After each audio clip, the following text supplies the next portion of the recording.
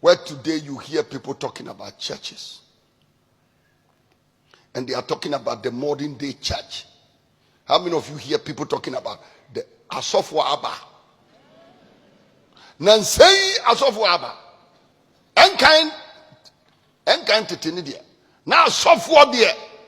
Omo ti say. Na nansei Asofo Mranti Abba. And that is because sometimes what they are saying is true. That the pastor of today is very different from the pastor of yesterday.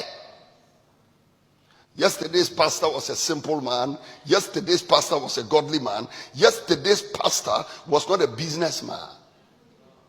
Yesterday's pastor was not an entertainer. Yesterday's pastor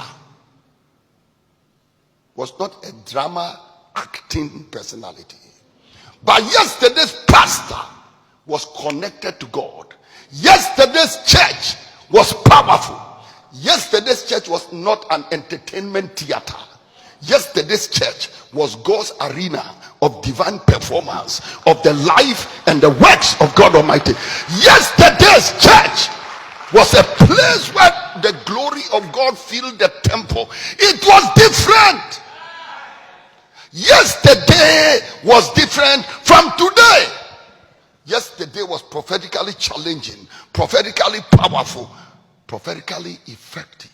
Yesterday's ministry ignited the fear of God. Yesterday's pastor, when you saw him, your heart began to beat because they carried the presence of God. Today's pastor doesn't carry the presence of God. He commands admiration instead of reverence. So then, for today's pastor, reverend is a title for admiration. But yesterday, reverend was a title for fear.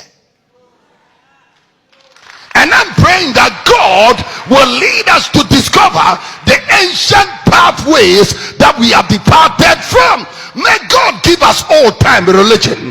May God revive his church again. May God bring the church out of the doldrums of defeat and put us where we belong. Yesterday's church